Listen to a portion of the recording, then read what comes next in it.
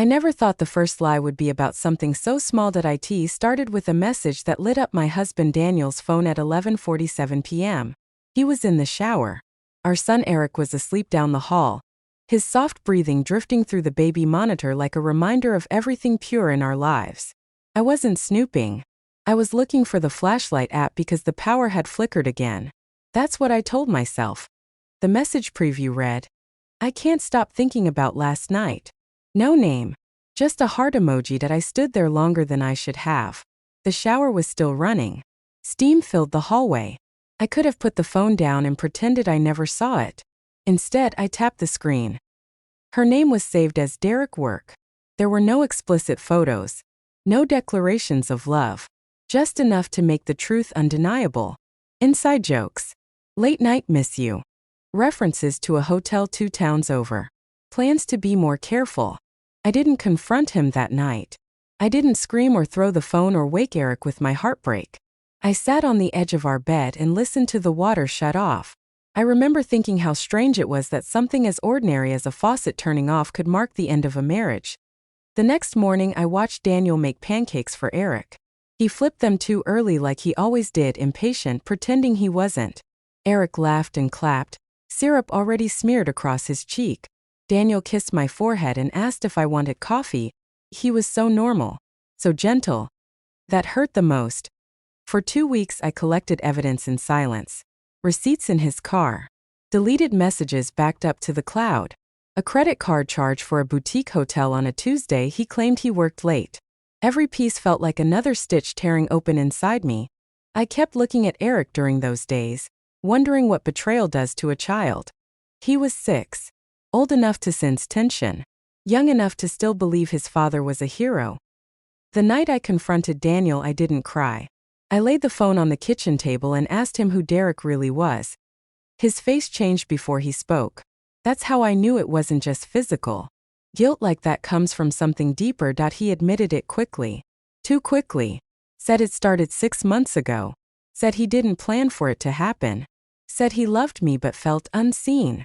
The word felt like a slap. I had given up my career to raise Eric. I managed the house, the bills, the appointments, the school forms. I was invisible only because I had been holding everything together. He asked for another chance. I asked him if he had thought about Eric while he was in that hotel room. He didn't answer. For a week we lived like roommates. Separate sides of the bed. Separate schedules.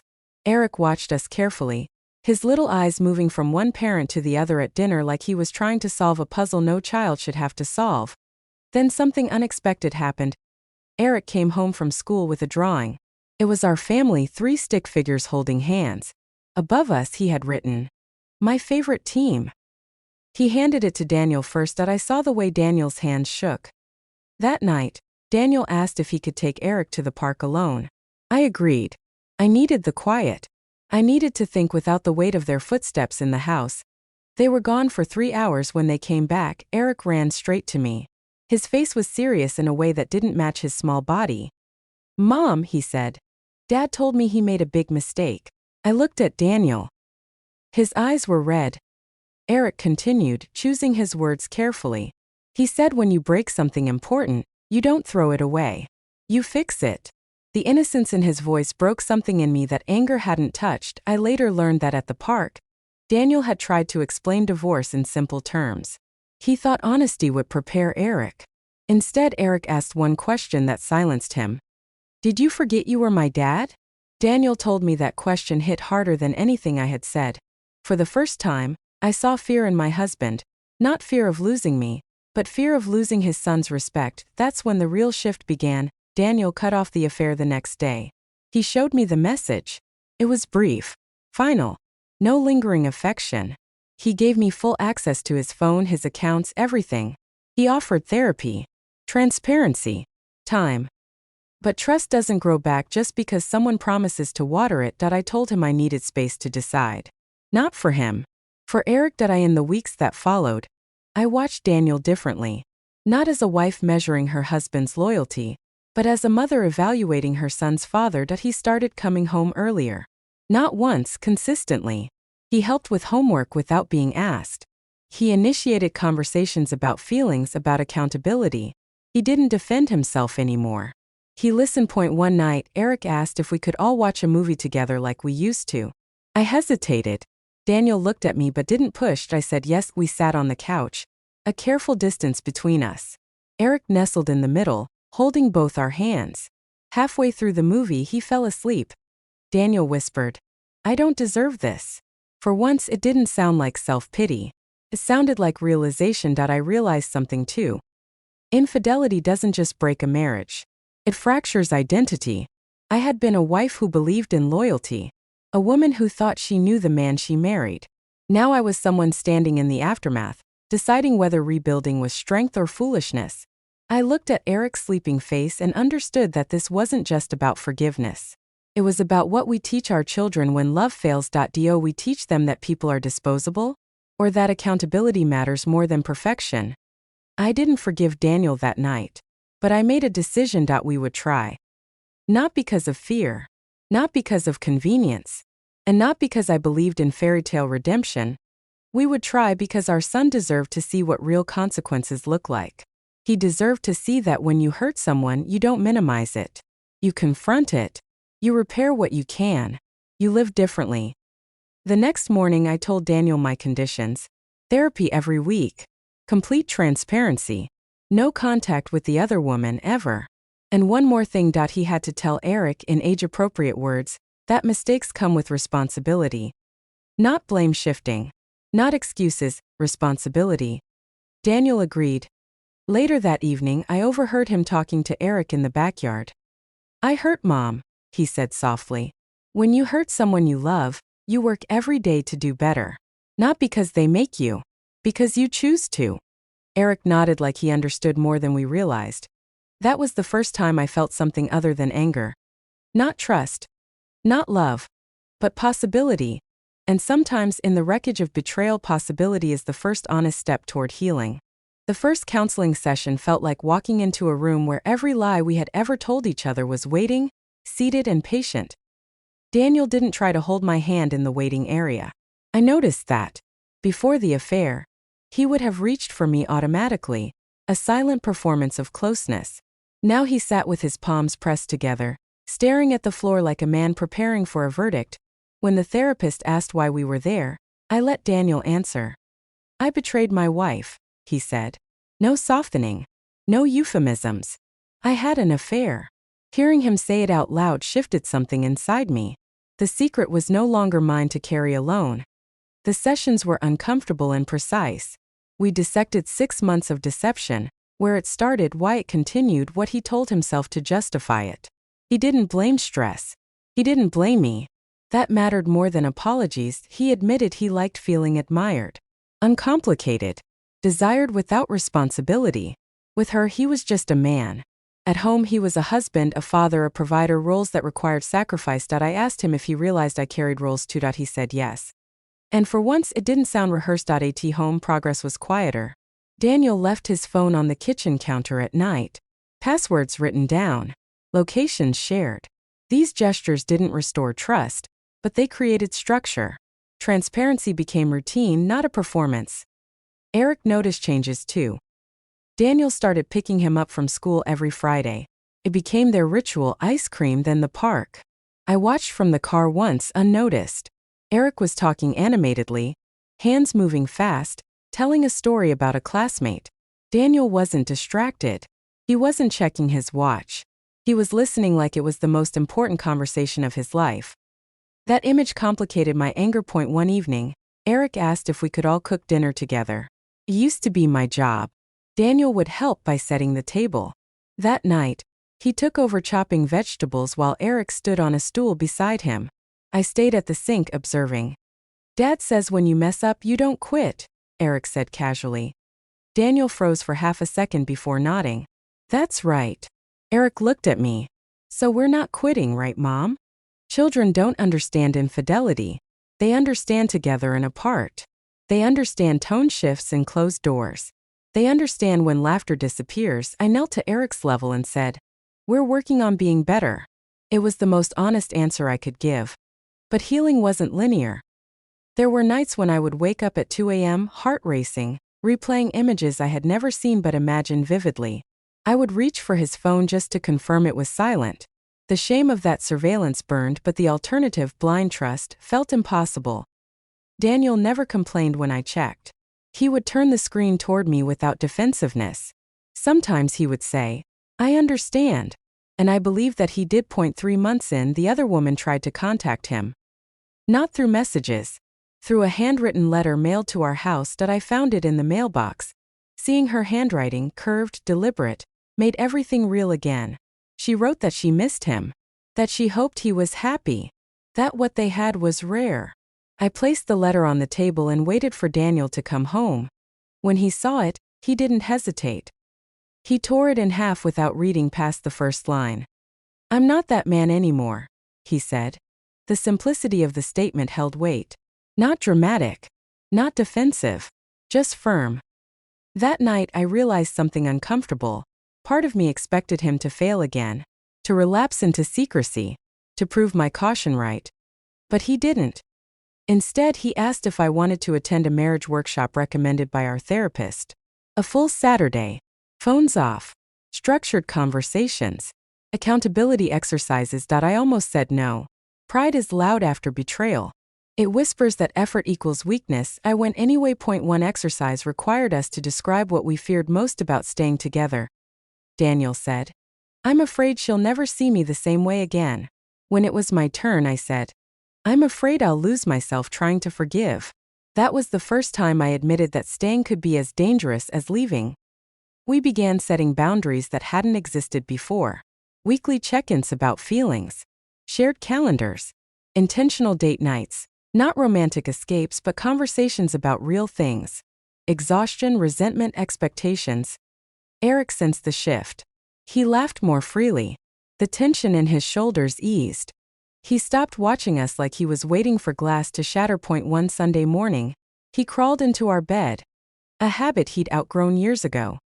He lay between us, smiling sleepily. "This is my favorite," he murmured. Daniel and I exchanged a look over his head. Not passionate. Not triumphant. Grateful. Trust was still fragile. I still had moments where doubt crept in unexpectedly. A late meeting, a delayed response. But instead of swallowing suspicion, I voiced it. And Daniel responded without irritation. Consistency became his apology. 6 months after the confrontation, I noticed something subtle. I no longer checked his phone daily. The urge had softened. Not disappeared, but loosened. Healing, I learned, is not a grand gesture. It's repetition. It's choosing transparency on ordinary Tuesdays. It's answering hard questions without rolling your eyes. It's staying when leaving would be simpler. 1 evening, Erick came home with another drawing. This time it wasn't stick figures. It was 3 trees growing side by side. Above them he wrote, "Strong because roots are together." I asked him what it meant. He shrugged. "Trees don't run away when it storms." Daniel swallowed hard. In that moment, I understood something clearly. Our son wasn't just watching whether we stayed married. He was watching how we handled pain. Infidelity had cracked our foundation. But what we were building now wasn't denial, it was deliberate. And for the first time since that message lit up Daniel's phone, I felt something steadier than possibility. I felt commitment. Not blind, not naive, but chosen. Every single day. By the 7th month, the crisis no longer felt loud. It felt quiet. That scared me more. Pain is sharp in the beginning. It demands attention. But when it softens, you're left with something harder to measure, permanent change. I wasn't angry every day anymore. I wasn't checking Daniel's phone every night. I wasn't replaying hotel receipts in my head before bed. Instead, I was watching. Watching whether consistency would last once guilt faded. Daniel stayed steady. Therapy continued. Date nights became normal instead of forced. He didn't just avoid cheating. He participated in the marriage. He asked about my day and waited for real answers. He started taking over bedtime with Erick so I could rest. Small actions repeated. But trust is strange. It doesn't return all at once. It tests you in ordinary moments. 1 Friday evening, Daniel texted that he would be home late from work. Nothing unusual. He had warned me earlier in the week about a deadline. Still, I felt that old tightening in my chest. My mind began building stories before I could stop it. I didn't accuse him. I didn't spiral. Instead, I sent one message: "Are you safe?" He replied immediately with a photo of his desk, computer screen on, timestamp visible. "Almost done. I love you." There was no irritation. No "why are you questioning me?" Just reassurance. That was new. When he walked through the door 2 hours later, Erick ran to him like always. No hesitation. No doubt. Children recalibrate faster than adults when stability returns. That night, Erick asked if we could play a board game together. Halfway through, he looked at Daniel and said, "You don't go away at night anymore." It wasn't an accusation. It was an observation. Daniel paused before responding. "I shouldn't have before." Erick nodded like that answer made sense. I realized then that children don't need every detail. They need consistency more than explanations. A week later, something unexpected happened at school. Erick got into a small argument with a classmate who had lied about breaking a classroom project. When I picked him up, he was unusually quiet. At home, he told us what happened. He said it wasn't him, Erick explained. But it was. And he didn't say sorry. Daniel listened carefully. "What do you think he should do?" Daniel asked. "Say he did it," Erick replied. "And fix it." The words hung in the air. Later that night, Daniel told me that hearing our son repeat those values made him realize something powerful. Our response to the affair had become a lesson. Not about betrayal, but about accountability. I had worried that staying would teach Erick weakness. That forgiveness would look like tolerance. But what he was actually learning was different. That mistakes demand responsibility. That repair requires effort. Still, healing wasn't romantic. There were days when I looked at Daniel and remembered the man who lied without flinching. There were nights when intimacy felt complicated, layered with history. We talked through it instead of avoiding it. Sometimes those conversations were awkward. Sometimes they were raw. But they were honest. Around the 9th month, Daniel suggested something that surprised me. He wanted to renew our vows. Not a big ceremony. Not social media. Just us, Erick, and a quiet weekend away. My first instinct was skepticism. Was this redemption theater? A symbolic shortcut? But when I asked why, his answer wasn't dramatic. Because I broke promises I made casually.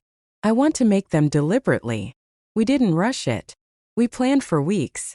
Erick helped choose the location. A small lakeside cabin 2 hours away. He was excited, not because he understood vows, but because he liked the idea of a family trip. The morning we left, I felt nervous. Not about Daniel, about myself. Was I truly choosing this? Or just afraid of starting over? At the cabin, there was no audience. No decorations. Just quiet water and open sky. Daniel spoke first. His vows weren't poetic. They were specific. "I promise transparency even when it's uncomfortable. I promise to protect our home the way I should have from the beginning. And I promise to never make our son question whether I remember I'm his father." That last line nearly broke me. When it was my turn, I didn't promise blind trust.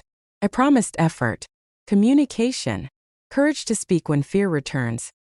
Erick stood between us, holding both our hands like he had during that movie months ago.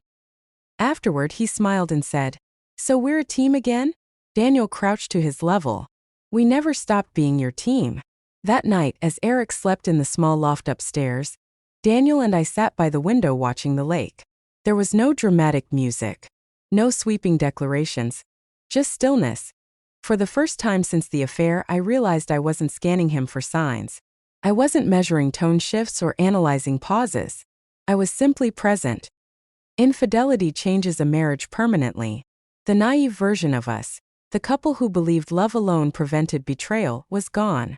In its place was something less shiny but more grounded. Intentional love. I won't pretend trust fully resets. Doesn't. But it can evolve. It can become less about assumption and more about observation.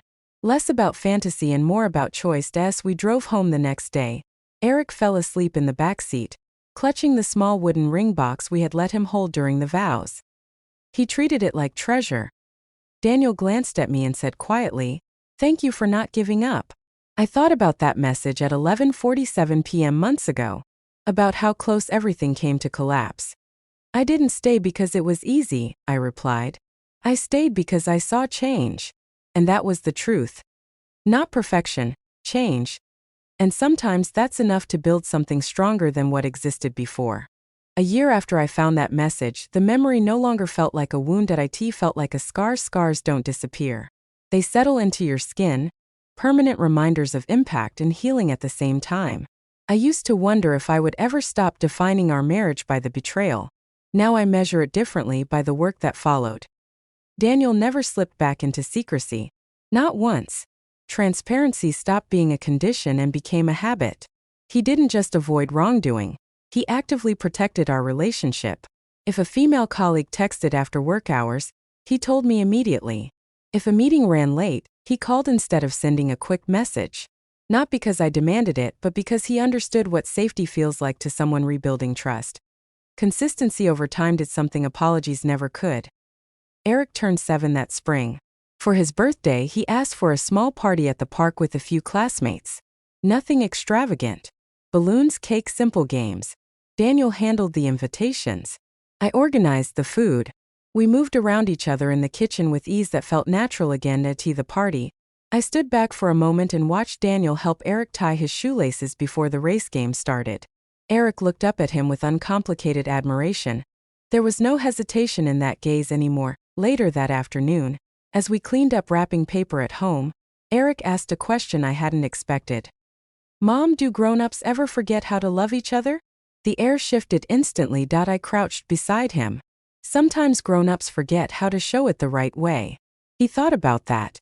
But they can remember? Yes, I said carefully. If they really want to.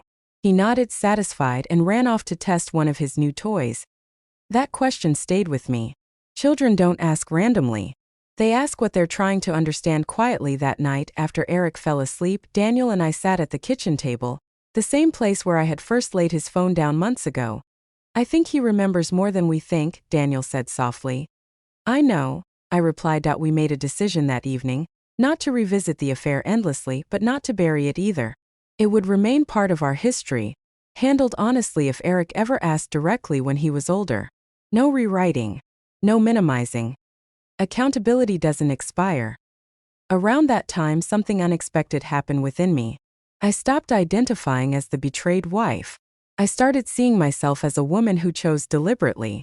Staying wasn't weakness. Leaving wouldn't have been either. The strength was in clarity.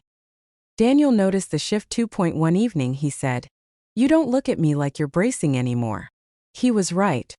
For months after discovery, I had unconsciously prepared for impact, like something else would shatter without warning. Now, when he walked into a room, I didn't tense. My nervous system wasn't on constant alert. Trust hadn't returned in its original form. It had matured. On the anniversary of the day I confronted him, Daniel handed me a letter.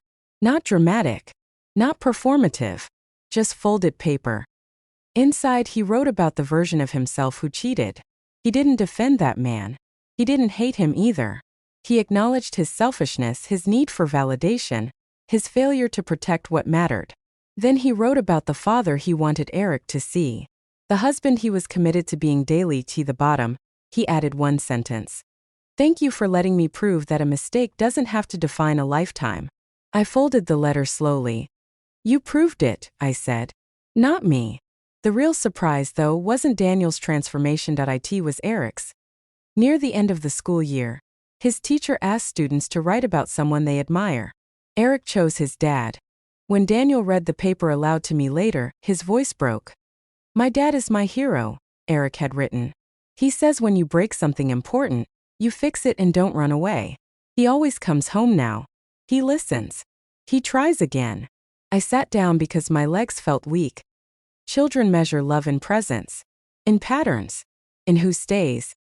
That was the moment I understood the full weight of what we had walked through. Erick didn't know the details of betrayal. He didn't know about hotel rooms or hidden names. What he saw was a father who corrected himself, a mother who demanded accountability, a family that didn't collapse under pressure. One evening not long after, Erick asked if he could try something new, riding his bike without training wheels. Daniel held the seat at first. Erick wobbled, uncertain. "Don't let go," Erick said nervously. "I'm right here," Daniel replied. After a few seconds, Daniel slowly released his grip. Erick pedaled forward on his own, shaky but determined. When he realized he was balancing without help, his laughter filled the street. He turned around, surprised. "You let go." Daniel smiled. "You were ready." I watched that exchange carefully. Trust works the same way. At some point, you stop gripping tightly. You allow space. Not because fear is gone, but because growth demands it. That night, Erick hugged us both before bed. "We're strong," he said confidently. Daniel looked at me, emotion steady in his eyes. Not desperate. Not guilty. Grateful that I never imagined I would say this after infidelity, but our marriage is more honest now than it was before. Not because betrayal was necessary. It wasn't. It was destructive and painful and avoidable. But because what followed was intentional. Love is not proven when everything is easy. It's proven when staying requires change. If you ask me today whether I regret giving him another chance, my answer is simple: I didn't give him a chance, he earned it. And the most surprising part of all wasn't my husband's transformation, it was watching my son learn that when something precious breaks, you don't throw it away, you fix it. Together.